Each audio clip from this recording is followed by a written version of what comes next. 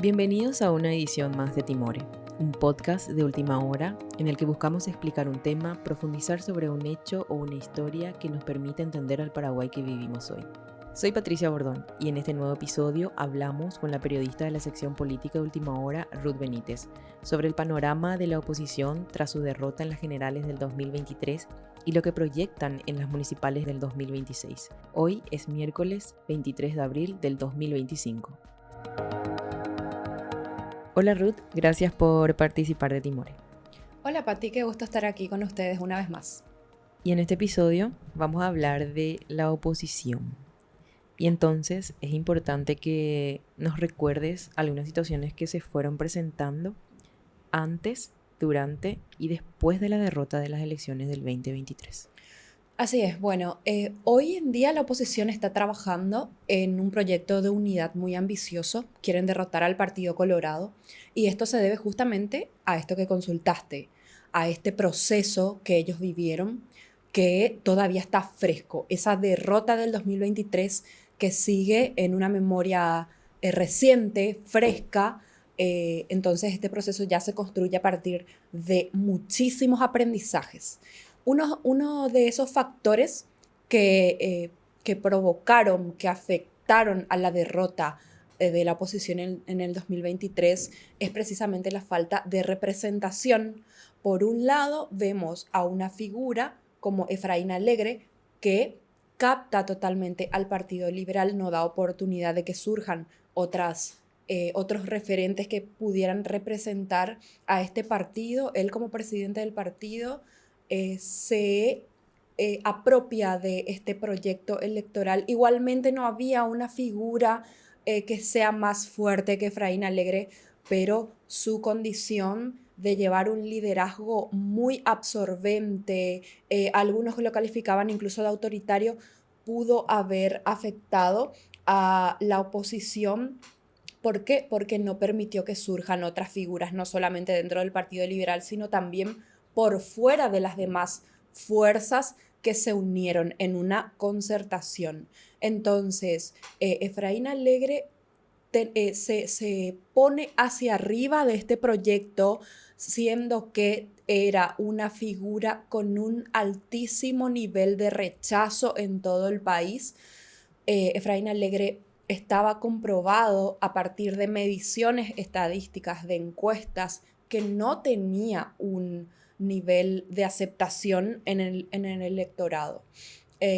Igualmente, otro factor que influyó en esta derrota fue precisamente la elección de su dupla, que fue Soledad Núñez, que si bien hoy en día es una figura potable para cierta localidad como lo es Asunción, donde ella tiene un mayor acercamiento hacia el electorado, a nivel nacional era una figura que no atraía votos, no llegaba a las comunidades del interior del país y tampoco tenía acercamiento hacia los electorados partidarios como el Partido Colorado, el Partido Liberal.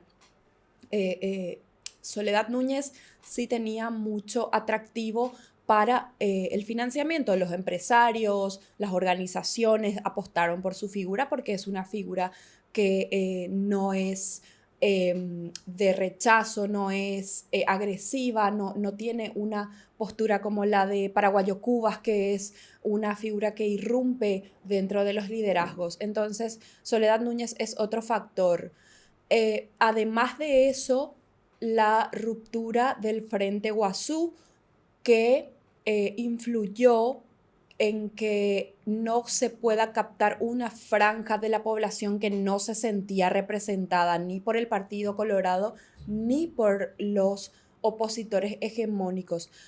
Dentro del proyecto del Frente Guazú, Fernando Lugo era una figura que atraía a esta franja, pero ya con el retiro del escenario político de esta figura tan importante como es la del exobispo, este sector de la población se siente no representado. Ahí es donde entra Cruzada Nacional con Paraguayo Cubas, que a través de un discurso disruptivo, sumamente radical, antisistema, con una fuerza que captó toda la necesidad que estaba acarreando ese pueblo, esa ciudadanía despojada de los recursos y de la atención del Estado.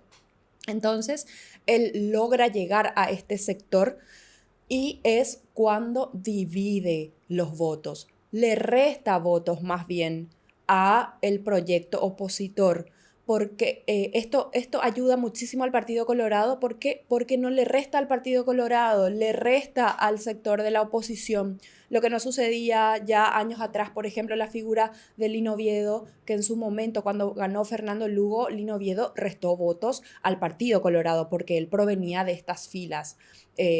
Pero Paraguayo Cubas restaba votos a la oposición.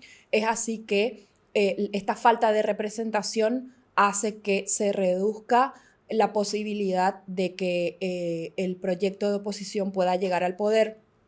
El Partido Colorado mantuvo su estructura, movió la misma cantidad de siempre de votantes que mantiene con mucho trabajo, con mucho movimiento de estructura y un gran financiamiento, además de la captura del Estado. Entonces, a partir de todos estos elementos es que la oposición queda sin posibilidades de asumir. Entonces, se pueden resumir en esos tres factores: la falta de representación, la aparición de Paraguayo Cubas y también la división de los sectores populares que no estaban representados por el hecho de que el Frente Guazú estaba debilitado. Esos fueron los factores que llevaron al Partido Colorado nuevamente al poder. ¿Cómo se movió después la oposición después de esa derrota del 2023?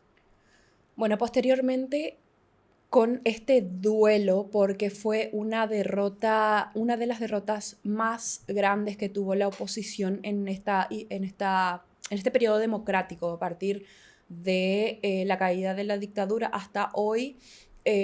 Fue una derrota sumamente elevada, porque no solamente se pierden las presidenciales, sino que queda totalmente reducido en el Congreso, en los municipios, en las gobernaciones. Es decir, la victoria colorada es muy avasallante. Ahí es cuando la oposición comienza a entrar en calma, comienza cada núcleo de oposición a fortalecerse, a intentar reorganizarse, a evaluar, a volver a conocerse, integrarse con afinidades políticas. Eso es lo que sucede dentro de este periodo calmo de la oposición. Posteriormente y ya actualmente se volvieron a juntar, articular, se juntaron varias fuerzas para poder mirar al 2026 y al 2028, porque ese es el objetivo. Específicamente, ¿qué acciones están realizando ya para las elecciones del 2026 y para lo que serían las generales del 2028? Bueno, ahí es muy importante entender que la oposición no debe mirarse como un todo. Ese es un gran error que se comete mucho en el periodismo, mucho entre los analistas. Es como que la unidad opositora es obligatoria. La oposición no es un todo. Hay un montón de fraccionamientos naturales por cuestiones ideológicas, por cuestiones de afinidades, por cuestiones estructurales y territoriales. Por tanto, la oposición no está obligada a unirse. Sin embargo, bajo una mirada política y estratégica, sí es necesario en este contexto puntualmente tener un proyecto electoral que pueda romper esta hegemonía colorada nuevamente.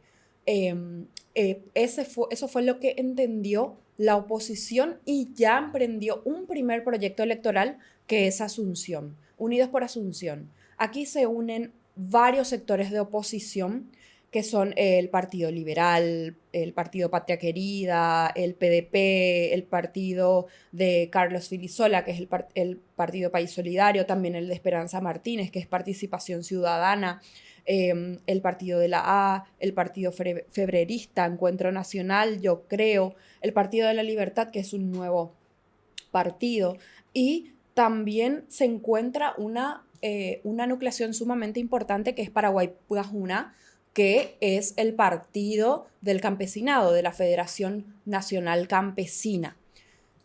Aquí se encuentran, como escuchaste, una diversidad ideológica en la que uno piensa, pero ¿cómo van a armar un proyecto de gobierno?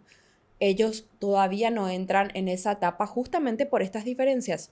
Ellos hablan de un proyecto electoral, por eso es importante aclarar eso. En Asunción, ellos se juntan, eh, se articulan, lanzan un proyecto de unidad opositora que tiene el objetivo de derrocar al Partido Colorado, a Nenecho de Rodríguez con una nefasta administración que deja a la municipalidad en quiebra. Eso es un factor que beneficia a la oposición. ¿Por qué? Porque el ciudadano asunceno mira y dice, esto no puede seguir. La Asunción está deteriorada y en quiebra. Entonces, la oposición quiere tomar este cargo y quiere llegar con un solo candidato. Eso es un factor importante. Ellos tienen actualmente 4 figuras que se lanzan a la precandidatura de Asunción, pero quieren llegar con un solo candidato. Estos candidatos son Joana Ortega, que es la diputada de País Solidario, ya desprendida del Frente Guazú. Es una figura que acumuló capital electoral cuando ya compitió contra Nenecho Rodríguez y perdió. Posteriormente se lanza a la diputación, donde logra además volver a capitalizar. También logra una afinidad con el Partido Liberal, que es con el que se lanza ella al Congreso, y de hecho logra una banca que históricamente le correspondía al Partido Liberal. Ella se ubica en ese lugar, así es que una estrategia política muy acertada, el de la diputada. Ella es una de las candidatas más potables. También se encuentra Soledad Núñez, que como mencionamos anteriormente, si bien para un proyecto nacional su figura no fue muy aceptada a nivel electoral, ella es una figura que tiene un acercamiento a varios sectores. Su antecedente como ministra de la Vivienda y como el líder de ciertas organizaciones como Un Techo para mi País lo acercaron a zonas como El Bañado, a otros barrios muy populares de Asunción, y además ella tiene una mirada muy interesante de urbanista, que es a lo que necesita mucho Asunción. Entonces, el electorado asunceno es muy conservador, por tanto, una figura como la de Soledad Núñez no sería de sorprender que llegue a su electorado. Ella es una de las candidatas. También como tercera figura se encuentra Agustín Saguier, que es el candidato del Partido Liberal. Él Ahí es donde nosotros analizamos que en realidad aquí la disputa real va a estar entre Soledad Núñez y Joana Ortega. ¿Por qué? Porque el Partido Liberal pone un candidato ya consensuado. Actualmente no hay ningún otro aspirante del Partido Liberal que quiera la intendencia de Asunción, solamente Agustín Saguier, así es que todos los movimientos lo están apoyando. Entonces uno dice, si lo ponen a Agustín Saguier, una figura que no tiene arrastre electoral, una figura no muy conocida, tiene un perfil político muy débil, entonces claramente ahí nuevamente vemos que el Partido Liberal está apostando a su candidata, que siempre fue Joana Ortega. Entonces ese es un elemento muy interesante que se puede analizar dentro de este contexto. Y el cuarto candidato es Álvaro Grau, que es de Patria Querida. Tiene una gestión destacada como concejal opositor. Sin embargo, tiene un precedente que podría jugarle en contra. Primero, su posición reaccionaria, una tendencia ideológica de derecha muy a la derecha, eh, y el hecho de que entre sus antecedentes se encuentra que estuvo ligado a asesores políticos que estaban proclamados, estaban públicamente tenían públicamente una postura a favor del nazismo. Esto fue muy llamativo cuando empezó la gestión de Álvaro Grau. Hay varias publicaciones que revelan que estas personas ligadas a su equipo político tenían esta afinidad que tiene mucho rechazo en el electorado asunceno. Entonces, Álvaro Grau es una figura que podría tener factores que le jueguen en contra en su momento. Por tanto, nuevamente vamos, las dos mujeres son las candidatas más potables, así es que veremos cómo resulta el proyecto de Asunción en ese sentido. Hay que entender entonces, por eso es que analizamos de que la oposición no es un todo. Asunción es su primer proyecto, también tuvieron ya un proyecto de consenso en Lambaré, así es que eso le va a jugar a favor. Hay solamente dos nucleaciones que no están en este proyecto, que son Cruzada Nacional, a quienes ellos dicen les abren las puertas, que todavía están pendientes de que Paraguayo Cubas pueda acercarse. Igualmente ellos perdieron mucha afinidad con Paraguayo Cubas por el hecho de que lo consideran que jugó o fue funcional al cartismo en su momento, y además que es una figura política muy inestable, es muy difícil mantener acuerdos con Paraguayo Cubas por su inestabilidad política justamente. Entonces, dentro de este proyecto, el objetivo, la mirada es derrocar al Partido Colorado, y todavía la memoria fresca de aquella derrota del 2023. También es interesante hablar en este sentido de la interna liberal. ¿Cómo ellos logran esta unidad? Nosotros vemos dentro de esta unidad opositora que se lanza tanto para el 2026 como para el 2028, vemos al presidente del Partido Liberal, Hugo Fleitas, que en su momento estuvo a punto de perder el cargo dentro del partido por la desconfianza generalizada dentro de la interna liberal. Lo encabezó este proyecto de destronar al directorio el gobernador de Central, que es Ricardo Estigarribia. Sin embargo, en este proyecto opositor lo vemos uno al lado de otro.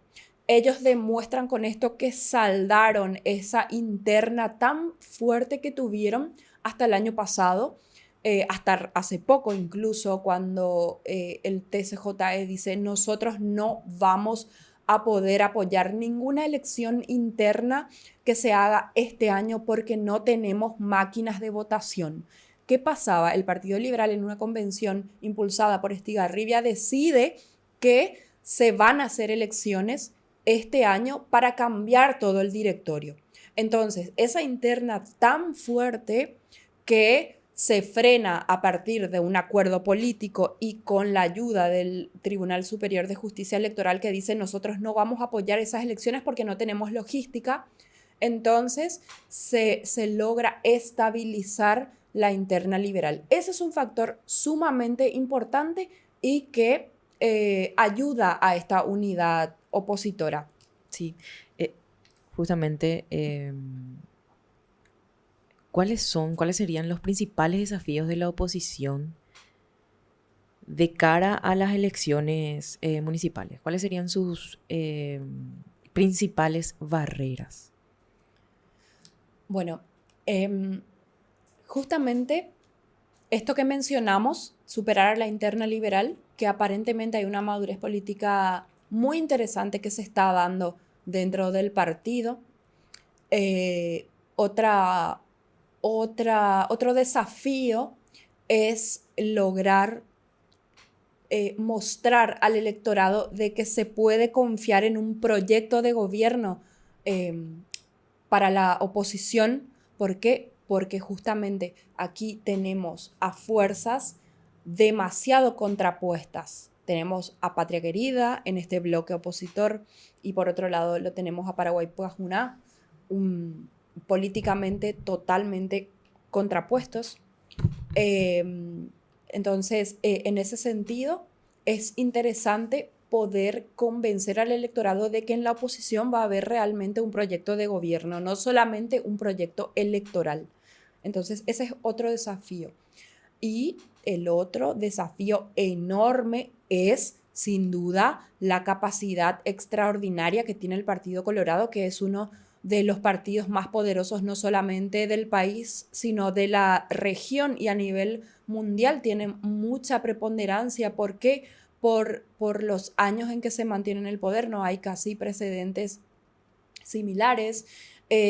También la captura territorial que tiene. Entonces, el Partido Colorado es de por sí un gran desafío para la oposición.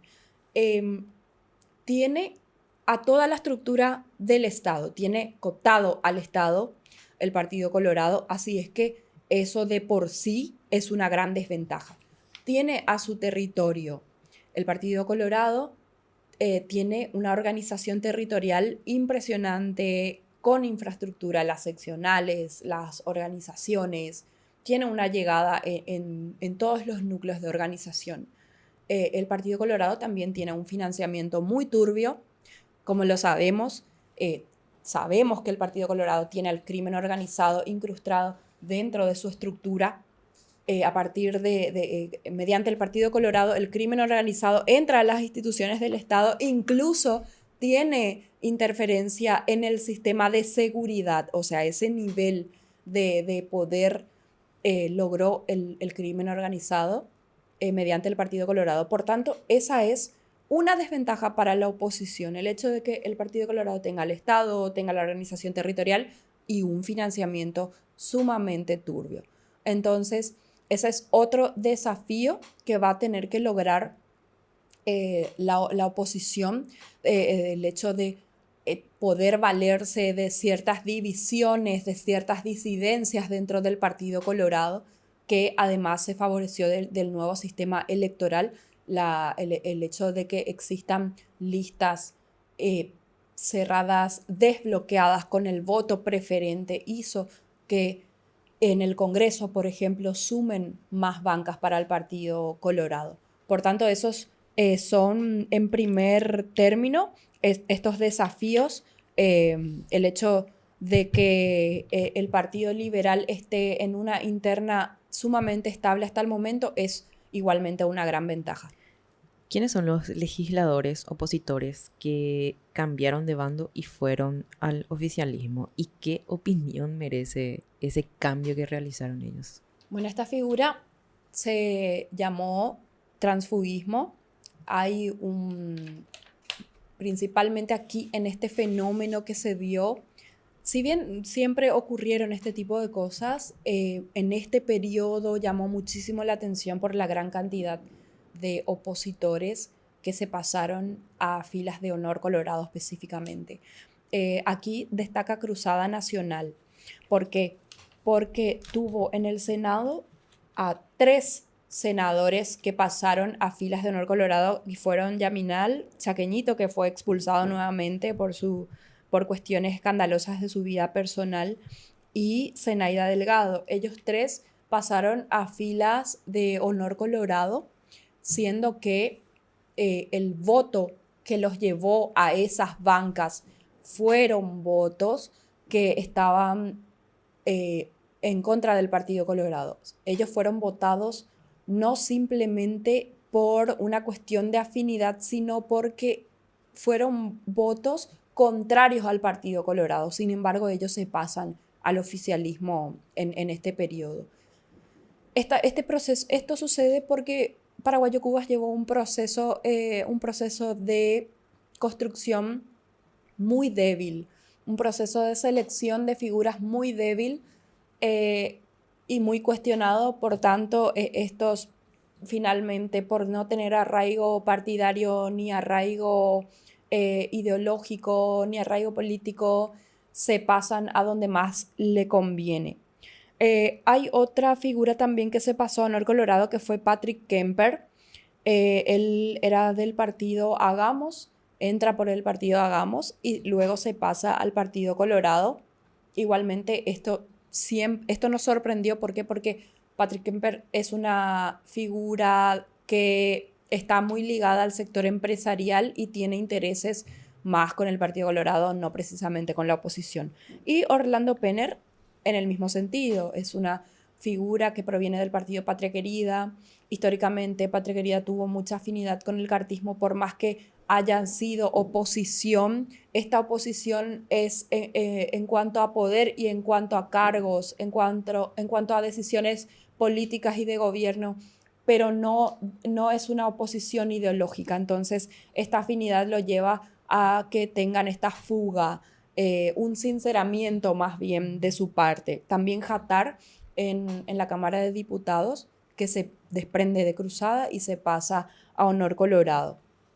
Y luego los aliados liberales, que si bien permanecen dentro de su partido, ellos son aliados del oficialismo, trabajan para el oficialismo, colaboran para el oficialismo, tanto en los votos como en las estrategias políticas que se dan dentro del legislativo, tienen mayor afinidad específicamente con la bancada de Honor Colorado. Ellos también son un desafío para la oposición. De hecho, en esta unidad opositora no se encuentra Dionisio Amarilla, que es un liberal que apunta a candidatarse a la presidencia del Partido Liberal, pero él trabaja fuertemente con el cartismo. Así que es una ficha con la que van a tener que lidiar y van a tener que gestionar. Igualmente, Dionisio Amarilla perdió mucha fuerza dentro de su partido, incluso perdió gran parte de su estructura, así es que mucho no le queda adentro. Veremos cómo resuelven este problema que tiene el Partido Liberal. Bueno, en todo este análisis de la oposición no te puedo dejar de preguntar, la figura de Fernando Lugo, ¿qué representa, qué sigue representando para la oposición? Fernando Lugo es una figura simbólica muy potente. ¿Por qué? Por su historia. Una figura que proviene de años, de décadas de lucha social, que llegó a la presidencia de la República en el 2008 a partir de una conexión impresionante con el campo popular. Él mantuvo un liderazgo entre las organizaciones populares, trabajadoras, campesinas, indígenas, un hecho casi sin precedentes en la historia democrática. Lugo era obispo de San Pedro. En 2004 él presenta su renuncia, ya miraba hacia un proyecto de gobierno, hacia un proyecto político, no precisamente mirando hacia la presidencia de la República, sino que él tenía ya esa mirada de un proyecto político de cambio de gobierno que implique la caída del Partido Colorado. Él se organiza en el interior del país desde la diócesis de San Pedro, se conecta con todas las organizaciones. Es una figura que no excluye a los colorados, tiene una gran llegada hacia el electorado colorado en su momento. ¿Por qué? Porque su familia era colorada, así es que él no mira a los colorados como los enemigos. No es lo mismo la cúpula, no es lo mismo aquellos que tienen el poder a la ciudadanía que tiene que luchar cada día por sobrevivir y que incluso tiene una afiliación colorada. Entonces, esa mirada es la que da Fernando Lugo. Un campo organizado, una afinidad con el electorado colorado, además de provenir de la Iglesia Católica. Este es un país que tiene un gran arraigo hacia lo religioso, hacia la Iglesia Católica principalmente, que es la iglesia hegemónica que tiene mayor llegada en el territorio. Entonces, al venir de este sector, también genera esa afinidad. El famoso Paí Majeí, que dice la gente en el interior, él tenía esa figura de autoridad para ellos porque lo miraban como un sacerdote. Él renuncia en el 2004, se retira de su cargo como obispo. En el 2005 se le otorga este retiro. En el 2006, Fernando Lugo organiza una marcha histórica que conjuga a todos los sectores de oposición. Esta fue la primera alerta. las bases coloradas empezaron a tener miedo de la esperanza que generaba Fernando Lugo a nivel país. Ya lo veían como una figura para el 2008 que pudiera destronar al Partido Colorado.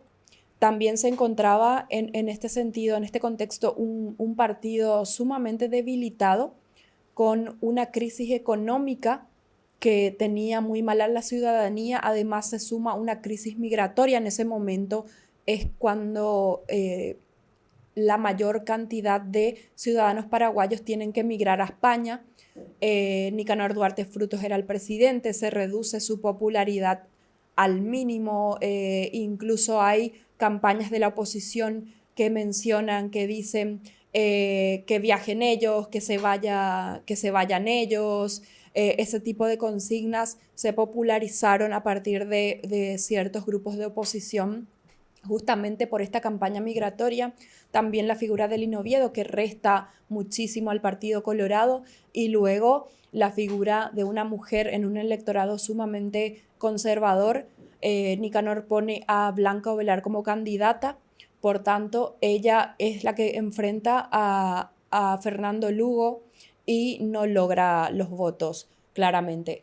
Fernando Lugo, por tanto, para la oposición es un ejemplo de que se puede lograr la unidad. En ese momento el único sector que no estaba con esta alianza fue Patria Querida. Luego, 4 años después, ya Lugo es traicionado por sus propios aliados, que son principalmente el efrainismo. El llanismo se opuso en su momento al juicio político organizado y orquestado por el Partido Colorado, que ya estaba empoderando a Horacio Cartes, que ya miraba a un Horacio Cartes como futuro candidato a presidente de la República. Así es que hay un montón de aprendizajes a partir de este gobierno también, que logró la gratuidad en la salud pública con Esperanza Martínez como ministra de Salud. Un acuerdo de Itaipú sobre excedentes de energía ejemplar que logró Lugo con una negociación con el entonces presidente también Lula da Silva. Entonces es una figura simbólica muy importante que hoy en día se encuentra ya fuera del escenario político por su estado de salud. Lugo tuvo una ACV que lo sacó abruptamente del Senado, porque él era senador en el 2022 cuando sucedió este hecho, y es la figura más simbólica del Frente Guazú, que no se encuentra en esta unidad opositora actualmente, pero que trabaja justamente para representar a este sector que hablábamos hace rato, que no está representado y que Cruzada Nacional intentó capturar en su momento.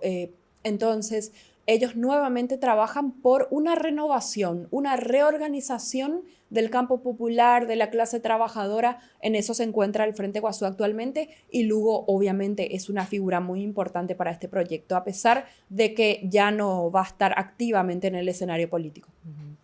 ¿Qué errores debe evitar la oposición?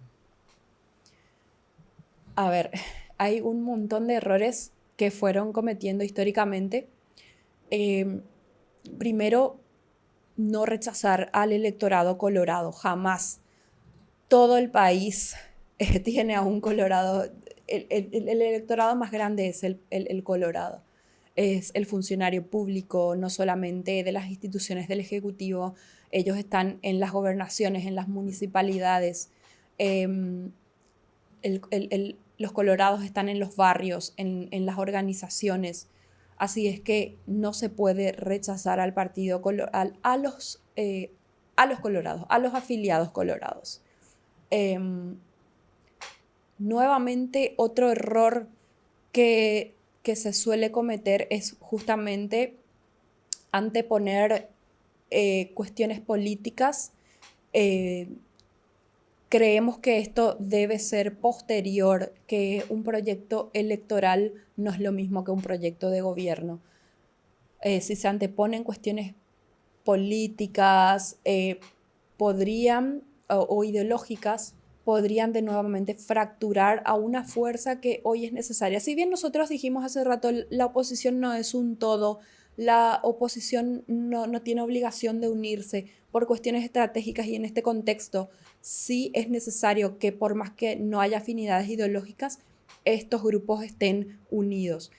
Un ejemplo de esto es la Federación Nacional Campesina, que no cuestiona quién se integre a este proyecto. Ellos están y apuntan a un nuevo gobierno que los represente. Por tanto, ellos están en esta mesa negociadora. Ese es un ejemplo de acierto, que lo contrario sería cometer un error. Así es que este es un error que se debe evitar. Ahí citamos dos. Hay otro elemento muy importante que es el hecho de que Cruzada Nacional alcanzó a ser la tercera fuerza. No se debe excluir definitivamente a Cruzada Nacional porque hubo un electorado gigante que los llevó al poder. Excluir a Cruzada Nacional sería excluir a estos 700.000 o más de votos que logró Paraguayo Cubas. Es la tercera fuerza y va a integrar las mesas electorales.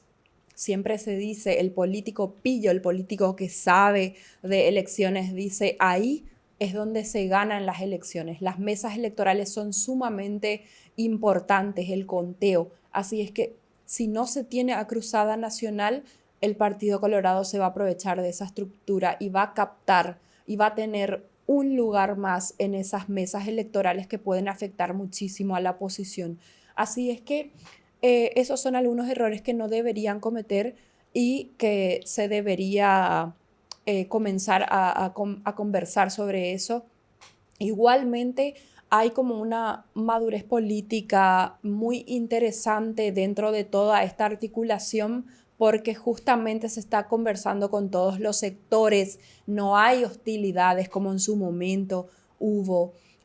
Así es que es muy interesante y apuntar obviamente a las elecciones del 2026 que pueda dar ciertos cargos, ciertas bases para poder llegar al 2028. Eso va a ser sumamente necesario. Y un factor interesante también es que están fuera en este proceso dos figuras muy gastadas.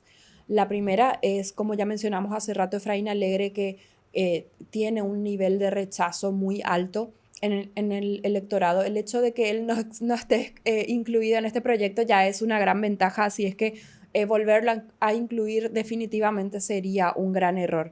También el hecho de que Sixto Pereira no esté en este contexto es importante. ¿Por qué? Porque hay ciertas rivalidades en este grupo de oposición que se formó que no podrían conversar con este ex senador que sí se encuentra cumpliendo con un proceso y con un liderazgo muy importante en el Frente Guazú. Así es que ese también es otro factor a tener en cuenta. Y el hecho de trabajar con los territorios es muy importante. Un ejemplo de esto es Katia González, que fue una figura una figura que entra al Senado con una cantidad de votos de las más altas que pudo conseguir la oposición. Sin embargo, el Partido Colorado lo saca en un abrir y cerrar de ojos. No hay una ciudadanía movilizada que reclame que se vuelque a las calles y que reclame que ella retorne, que se revierta esta decisión política. ¿Por qué? Porque ella no estaba organizada territorialmente. Ese es un gran aprendizaje de su sector político.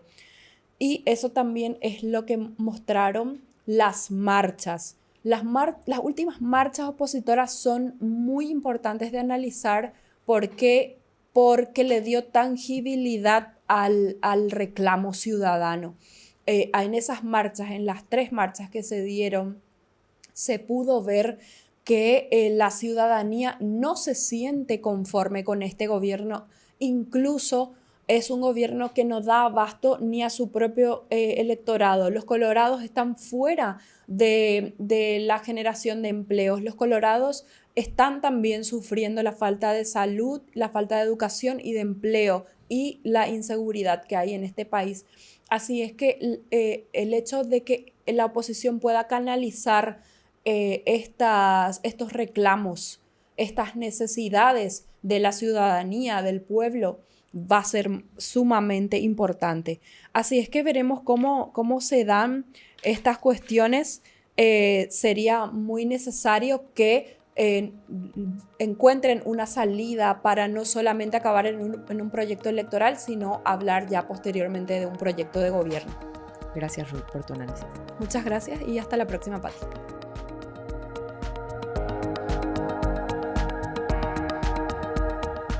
Este episodio fue producido y conducido por Patricia Bordón. Estuvo como invitada Ruth Benítez, periodista de la sección política del diario Última Hora. La edición de sonido corresponde a Renata Carballo. En la coordinación editorial estuvieron Hilda Rodríguez y Fernando Boxia. Nos pueden encontrar en todas las redes sociales de Última Hora, en nuestro sitio web www.ultimahora.com, así como en Spotify o en su plataforma de podcast de preferencia. Gracias por escucharnos y hasta el próximo episodio.